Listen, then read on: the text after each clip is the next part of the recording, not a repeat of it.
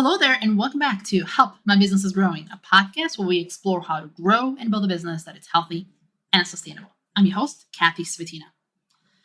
Franchising can be an effective method of expanding your business, especially if it has good margins and if the business model can be replicated.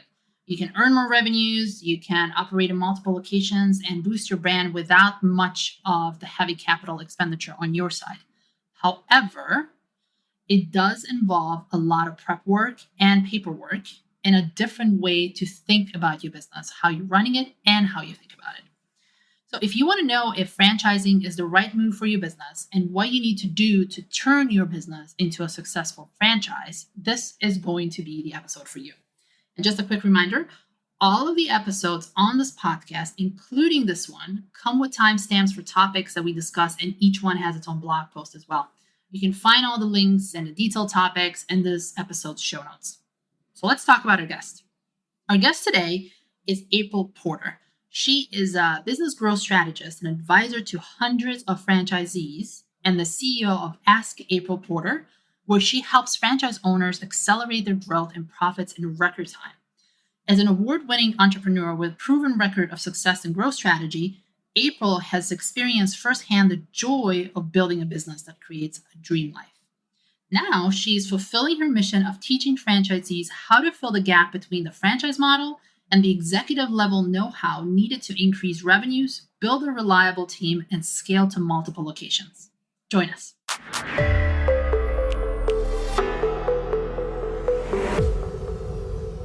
Welcome to the show, April. Thank you so much. I'm excited to be here. I'm super excited you're here. And we're going to be talking about franchising. And that's a world I admittedly have zero knowledge about. And I'm super eager to learn more because you were a franchise owner for many, many years and you were very successful at it. Now you help other franchisees run their business, but you also help business owners start their own franchise model. And I'm really interested in that aspect of franchising.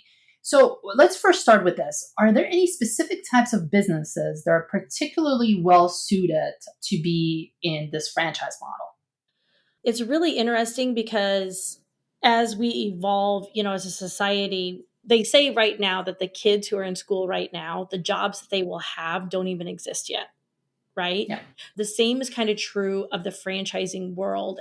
It can evolve and take on any type of model industry as long as it makes sense. And what it needs to really make sense to be a franchise is, one, you have to have some good margins, good profit margins built into your business. And the reason for that is that franchisees will pay a percentage of their revenue to the franchisor in exchange for all of the support, the opportunity to use the brand name, which has more brand recognition. So all of the benefits they get as a franchisee, they have to pay a percentage of their revenue in what's called a royalty. And so if you have really tight margins, there's not really room in there for a franchisee to pay that royalty and to make a good living in the model at that point, then that probably doesn't make sense to franchise. But other than that, it could be any topic, any industry.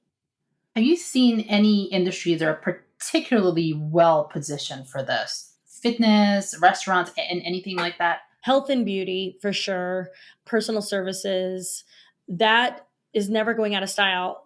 One of the jobs that I did when I was an attorney, I always had some kind of side gig going on. And I used to sell skincare. And one of the guys I worked with, he said, the reason that I got into selling skincare is because during Hurricane Katrina, I saw women with rolling suitcases and their kids in the Superdome and things like that, but they had a full face of makeup. So they literally had nothing except for a suitcase of belongings, but yet they took the time to put on their makeup. And he said, that taught me that no matter what's happening in the world, women still prioritize their basically health and beauty. So I think that's always a strong industry to go into, particularly in franchising. Yeah, and that's actually, I believe there's a word for that, and don't quote me on that. I think it's called a lipstick phenomenon or lipstick effect in the economy, where women, even when things are going bad, they still want to feel good about themselves, and having something small like putting a lipstick on or making your nails or doing your skincare is small, but it makes you feel better about yourself when, the world is falling apart essentially. That is exactly right. And I think I've been talking about that a lot recently because we're facing what could potentially turn into a recession. And it's things like that that you want to be thinking about before it happens and trying to position yourself with your product or service so that when people are really making decisions based on a household budget and when they're tightening those purse strings, how do you become one of their priorities? Yeah. And that's a good advice, not just for, the franchising world, but in the business in general. Right. So if someone is thinking of turning their business into a franchise, and I know this is going to be a loaded question, and we can slice it and dice it in sections, but where would you even start this process? How would you even begin? That's a great question. And, there's some blog articles and things that some of the attorneys put out. Franchising is such a specific industry that there are attorneys dedicated to either being franchisor attorneys or franchisee attorneys, and that's their whole specialty.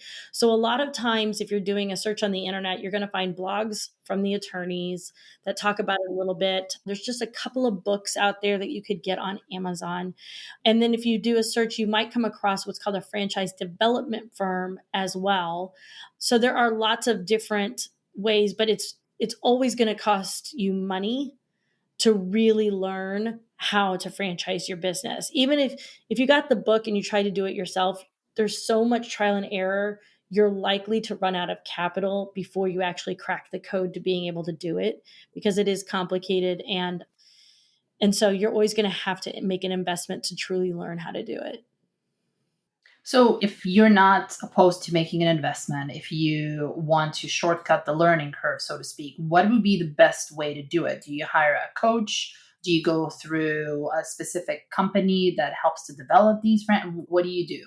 Well, what's really interesting is this is the exact problem we recognized in the industry with my company because traditionally what you would do is you would go talk to one of those attorneys.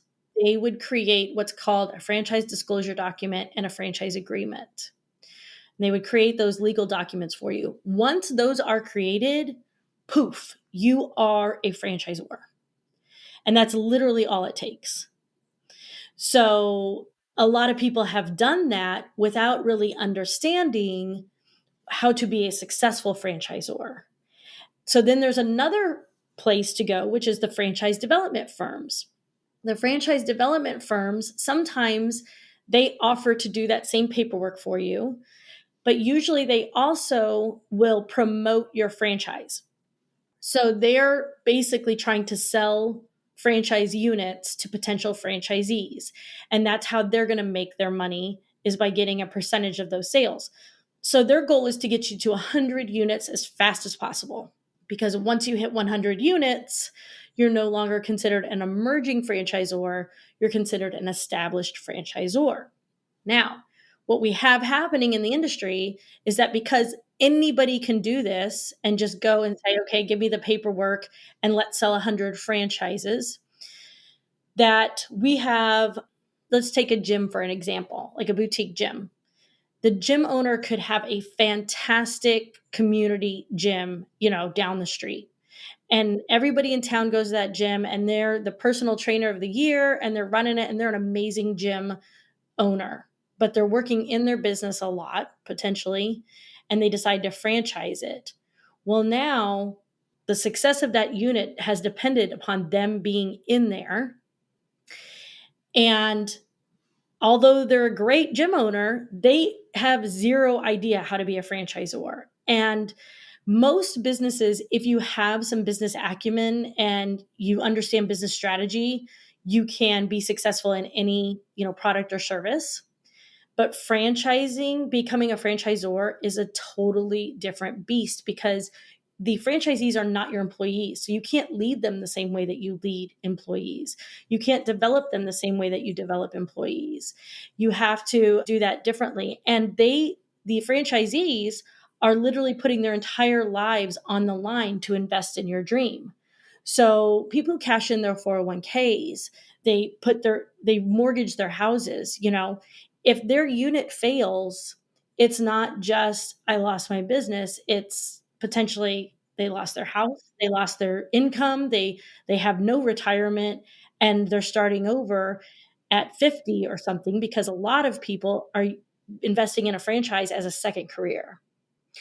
And so to be a responsible franchisor, you need to know how to be a franchisor so that you can support your franchisees and prevent that from happening. I don't think anyone goes into franchising, thinking about the fact that they could convince a bunch of people to invest their entire lives, and then they could also be responsible for those people losing everything. Most people don't want to be put in that position, so we have to take the steps to learn how to do it properly so that that doesn't happen. And that's really where we come in, is we recognize that nobody was doing that. Nobody was teaching anyone how to be a franchisor and how to support these franchisees and really create a long sustainable brand. Everybody, I don't want to say everybody, but there's so many, Most people. there's a lot of opportunity in the industry to just say, hey, give me 50 grand. I'm going to make you a franchisor. And what they do is they make you a franchisor on paper, but they don't teach you how to run a franchise brand. So let's say that you've done the paperwork and now you're officially the franchisor, at least on paper. But what are the foundations that you really need to have in the business to be a successful franchisor, to be able to offer that to your franchisees? Is there anything specifically that you need to have that you have seen that it works across the industries, not just, for gym or any like specific industries? Yes. I mean, number one, you need a business coach.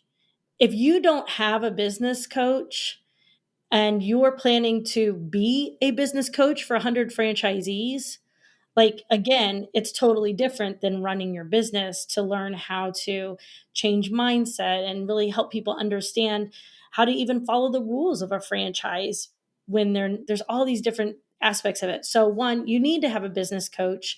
You need to have somebody holding up the mirror and asking you the tough questions, because you want those questions to be asked on the front end, not after you've made a huge investment in something or a mistake that's cost you a lot of money or time or energy or reputation. So you definitely want to have a business coach. Number two, you want to have an established, successful model. What I see happening sometimes in the industry is that someone has a successful product, but they grew their business originally not for franchising. So now that they're going to franchise, they have to rebrand. They can't use the name that they were using because there may be some trademarks that they didn't look into as a small business owner that they're infringing upon. They have to be aware of as a franchisor. So they might have to rebrand. Maybe they have to change their model because it's too close to somebody's intellectual property. And so now what they're doing is they're trying to franchise an unproven version of what was successful for them. So it needs to be an established model that you have tested and that is proven, because ultimately that's what the franchising world sells people, is a proven model. Ideally, if you have a storefront location, you want to have at least 2 locations. 3 would be even better. The reason for that is you will want multi-unit franchisees. That is going to help you grow your brand as fast as possible. When you have a franchisee who comes in and they're capable of owning 3 stores instead of 1, you just tripled your growth. So in order to do that, you need to know what it's like to be a multi-unit owner, because people use different strategies to scale to 2 locations and different strategies again to scale to 3 locations. If all you have thought about is the strategies that it takes to operate a single location, then you're cutting yourself off at the knees on opportunity to help your franchisees become multi-units. Plus, you also need to know how your product and service is received in different geographical locations, because it's going to impact the way that you market. And once you're going nationwide, like a great example of this is my gym concept that I was part of early on. They wanted to control the music that was played in the gyms. so that it would all have the same atmosphere and be, that's what franchising is thought to be, is cookie cutter, where you go into one gym in New York and it's exactly the same as the gym that you go into in St. Louis. Well, that was great, except for we were getting tons of complaints from the franchisees down in Miami. And they were like, we have to have Latin music in our gyms because that's the demographic down there. That's what people listen to. That's the vibe. So even though the gym needed to be consistent across the country, it also had to appeal to that market. Otherwise, that franchise unit couldn't survive. Right? So you have to understand what the differences are going to be in the geographical locations and where you may need to make some adjustments based on those types of cultural and geographic differences. Another great example is a landscaping business in Wisconsin is going to be doing things in the winter that are completely different than the same landscaping business in Florida. And how does this relationship between the franchisor and the franchisee look like? How does a successful relationship look like that you have seen in the past and you have experienced? Yeah. Well, honestly, usually there comes a point in time, if you don't build your franchise the right way, there will come a point where that relationship will completely break down. And once you've lost the trust of your franchisees, it is a very difficult thing to regain. There's a lot of work. It's going to take you 4 times as long to regain that trust than it did to lose it. So ideally, what you would want in the relationship is you want your franchisees to always feel like you're listening to them and you're taking what they have to say to heart. They're going to have ideas. And there's a lot of franchisors that feel like, this is my baby. I grew it from the ground up. I know exactly how to do it. I know exactly what it needs. And that's probably true, but you also probably grew it from the ground up 10 years ago, minimum. And the market conditions have changed, economic conditions have changed. I mean, how many social media platforms have been introduced in the last 10 years that are going to impact the way that these franchisees need to market this model? So there's a lot of changes happening. You got to listen to your franchisees. They're in the trenches. They're the ones that are meeting the end customer face to face, and their ideas are always going to be coming from a place of how can we do better and how can we make more money? Their ideas are not, how can I put my stamp on the brand or how can I change what the founder intended? But a lot of times that's how franchisors take it when franchisees are demanding for some changes. So leaving ego at the door sums it up pretty much. Yeah. Keep your humility and understand that there's a ton of opportunity in having 100 heads thinking about how to make a brand better just than a single head.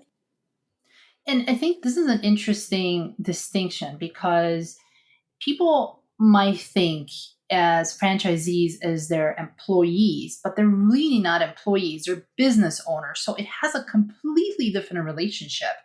And I want to stop here and really compare and contrast like how does that relationship look like in terms of if we put a mirror of having an employee versus having a franchisee? Right. Well, it's really interesting because there's a lot of litigation happening in the franchising industry right now because franchisors have overstepped that distinction and begun treating franchisees like employees, and as an extension, treating the franchisees' employees as the franchisor's employees. And legally, that has gotten people into hot water. So that franchisors are becoming aware of that now, and they're trying to really create more distinction between the two. But an employee, one, you are paying the employee for their time worked, right? Whether you're paying them salaried or whether you're paying them hourly. A franchisee is paying you to work and to build your brand and to, man the cash register and all the different things that go into it. That's why legally it's a really big deal, because if the court finds that you are treating them like employees, the court will rule that you have to pay them like employees. And that's a huge payday because they'd have to go back for all that time that they've been working in that store, and you'd have to pay them for the hours they worked, right? Yep. So because they're not employees, you cannot dictate what they do in the day. So you can teach them a model. You can give them this is how you will be successful. When you make 50 prospect phone calls a day, that leads ultimately to 10 sales a week. And that's how you're going to build your thing. So you can teach them that, but you can't force them to file reports with you on how many calls that they made, or did they follow through and actually do that. It's not a job duty that you are holding them accountable to. It's more of a playbook that you're handing them. Franchisees are what they actually are, is they are your customer. So they are a franchisor's customer. And that's really the best way to understand the distinction, is that instead of looking at them as an employee or an independent contractor or something like that, they need to be viewed as a customer. They are paying you for a product and service, which is the model. And they get to use that model within the contracted boundaries however they want, as long as they're following the agreement. So that you actually have a contract. So you're also kind of quasi business partners. So that's the difference. Yeah, that's a very good distinction that you made there. So, as a franchisor, do you have any input on the day to day operations of the franchisees, or is that completely out of the limit? I mean, generally, you're going to have what's called an internal franchise business coach. And that person's going to meet with the franchisees maybe once or twice a month. And they're going to say, let's talk about your numbers. Let's see where your store is and see how you're doing. We're here to help you be successful. Sometimes they're called success coaches. So they might take a look at the numbers and they may say, well, it doesn't look like you're getting many leads through the door. What are you doing to get leads through the door? Well, you probably need to be tripling those efforts, right? So let's talk about some strategies that you could implement in order to get your numbers up. So they have those kinds of conversations, and those conversations are absolutely 100% allowed. In fact, that I would argue and say that's part of what the franchisee is paying for, is for those types of conversations to help them understand the pathway to success. But that's where it ends. Like, if they don't make the phone calls, you can't say, hey, you're not doing your job. We're going to find another franchisee and replace you. I mean, ultimately, if they do poorly, their revenues may drop to a point where they have to close their unit, and then the franchisor could resell that territory. But if they're just happy limping along and, they like having a job and they're making enough money for whatever they want to make the money for, but it's not a top performing store for you, and you're frustrated because you see like the territory has so much potential if they would just do what I want them to do, there's nothing you can do about that. And let's talk about what are the things that the franchisees really need to be successful. And we've talked about they need coaching, they need the playbook. And can we dive deeper into this playbook? What exactly is the playbook and how does that really look like? Is it processes, procedures, brand image, all of the above? How does that look like? Yeah, as a matter of fact, there's a name for it. It's called the Operations Manual. And that is one of the things that franchisees receive upon becoming a franchisee. And it does have brand standards in it. So it will go over like the colors, the fonts that you can use in your materials, the logo itself, the fact that it's a registered trademark, all of those things. And you have permission to use all of that under the guidelines of the franchisor. So let's take the gym example again. Like, you can't suddenly decide you're going to do spray tanning in the back of the gym, right? And you're using the gym's trademark and logo to say like, hey, here at the such and such gym, we're now offering spray tanning in the back. And that's totally not in alignment with the model. Then that could put you in default to your franchise agreement. So that's how the brand standards are upheld. Then it's going to have your typical operations. So what are the things that make the brand unique? What's the customer experience that has been standardized to keep people coming back to this brand over and over and over again? So that's going to be in there as well. The CRM that you use, the website that you have to have, all of the technology is going to be dictated as to what you're doing, which is a good thing because usually you're getting a price break on those things because the franchisors negotiated that for the volume that they're bringing to the software company, because they're having 100 people sign up for that CRM. So that's another benefit of being a franchisee, is the bulk purchasing power. So that's basically what the playbook is going to be. It's going to teach you how to truly operate that model to profitability. And that's about where the playbook will end. And that's something that franchisors need to understand and not be defensive about or ashamed of. And franchisees need to understand that so that they can say, all right, the franchisor's role is to get me up to being profitable and get me to where I understand this business well enough that I can run it and I can train other people to run it, a team. And then I'm going to take it from there and I'm going to like blow it out of the water. That's where you have to have a good franchisee with a great mindset and good business acumen to take it from that point and take it farther. Sometimes that means just building that single unit to higher revenues, and other times it means expanding into more units. And I imagine that it's quite a transition from being a business owner to turning into a franchisor, because it seems to be a completely different mind shift. And we've talked about franchisees versus employees, which is a whole separate topic. But have you, the journeys that you've seen people go through from being a business owner of multiple units even to being a franchisor, how abrupt is that? How do people adjust to that type of thinking? And do you see them struggling with some specific things that becomes more of a, I just cannot get past it. I really need a coach to help me with this. Yeah, I mean, to be quite honest, it usually comes back down to ego. For anybody who's listening who's built a business, if you've built a business from the ground up, it is like your baby, right?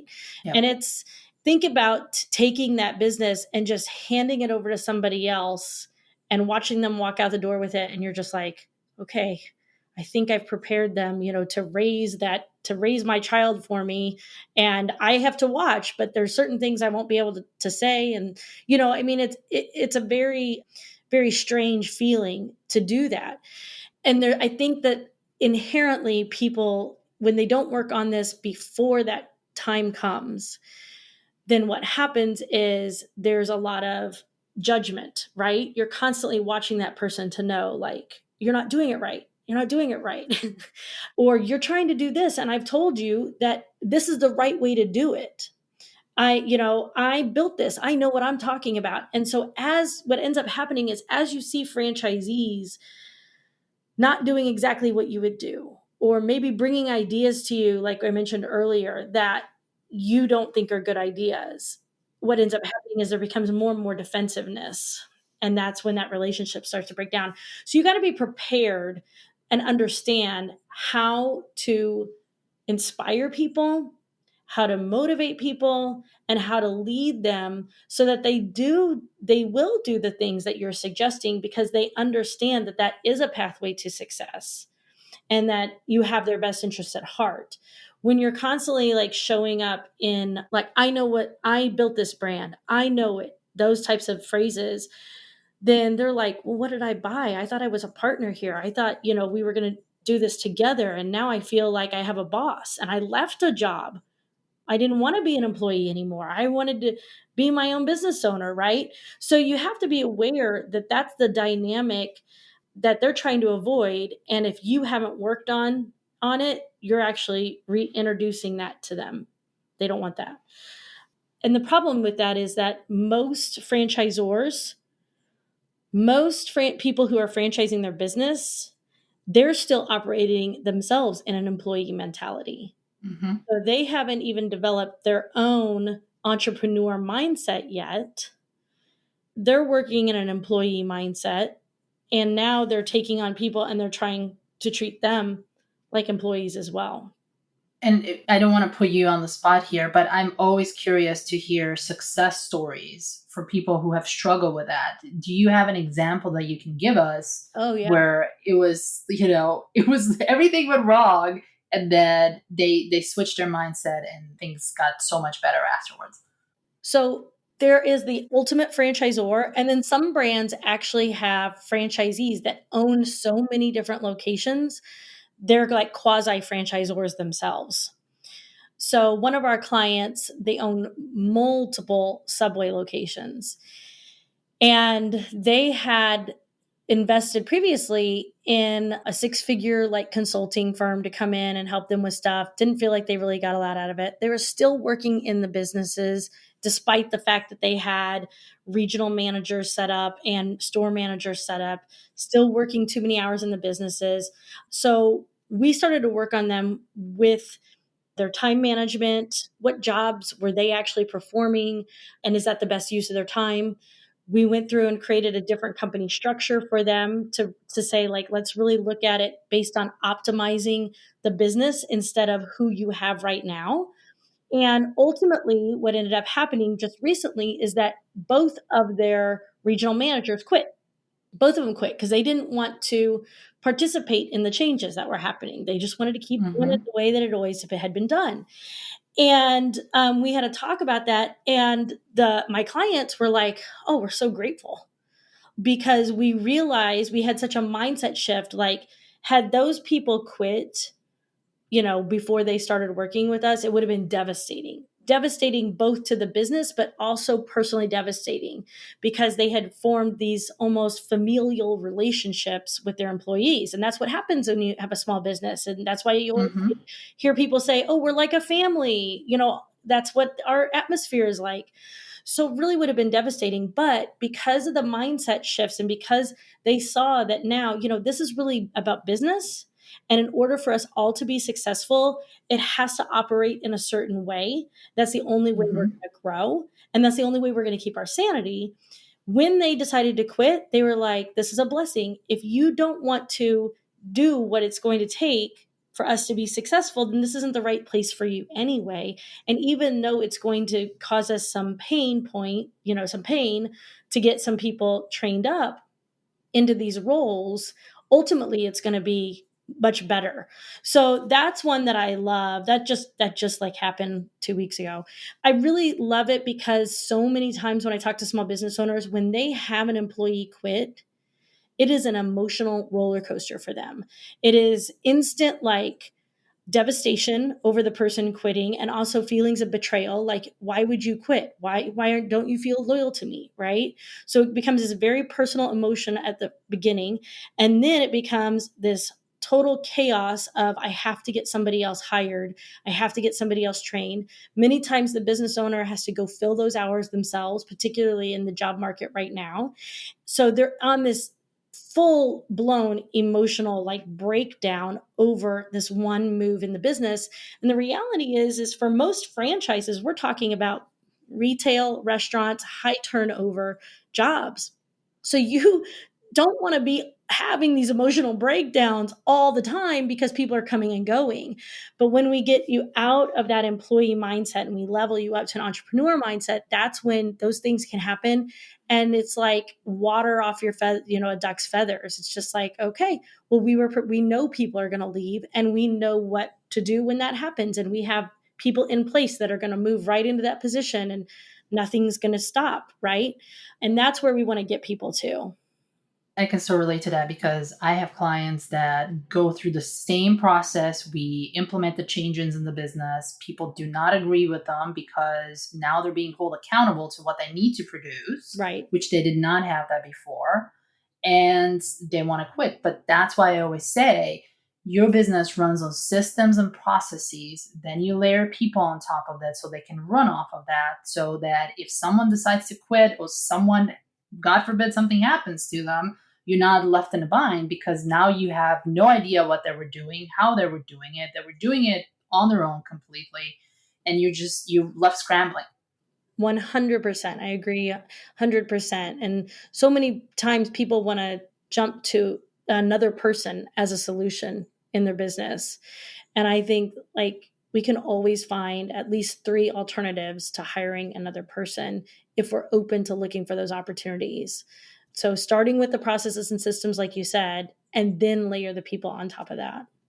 April, you gave us so much good information. I feel enlightened in this world of franchising and franchisors, like having known nothing when we got into this conversation. But, if someone wants to go and is thinking about turning their business into a franchise business, what would be the next step that they can take in the next week to get them closer to that? Well, one, we would love to do a strategy session with you. And I think that that is a step that most people skip, because when you go talk to these franchise development firms and attorneys, they're going to give you, this is what we'll do for you, pay us and we'll do it. And suddenly you're a franchisor. What we want to do first is let's strategize and say, okay, should your model be franchised? If the answer is yes, should it be franchised right now? Or do we need to put a plan in place so that you can grow it? You can get your systems and processes in place. You can open that second location so that you can figure out the geographical and cultural differences that more than one location is going to have. You can figure out how it needs to be staffed for 2 locations instead of 1, and also the advantages, because a lot of times you could do split expenses for certain things when you have more than 1 location. So how does that impact your margins? Because that's going to make it easier to market your franchises as well for multi-unit growth. So let's create that plan to make sure that when you do pull the trigger to franchise, you're already set up to have what is truly a proven model. And then from there, you can learn how to be a franchisor. This goes right into my next question is, where can people find you? Yeah, well, we're Ask April Porter is the name of our company, because literally if you ask, I'm going to provide an answer. It's my favorite thing to do. But we are everywhere. We're on Facebook, LinkedIn. You can connect with me on LinkedIn. Our website is Ask April Porter. And our podcast is The Infinite Franchisee, where we talk about business building tactics every week. So you can find us there too. Thank you so much for being on the show, April. Thank you.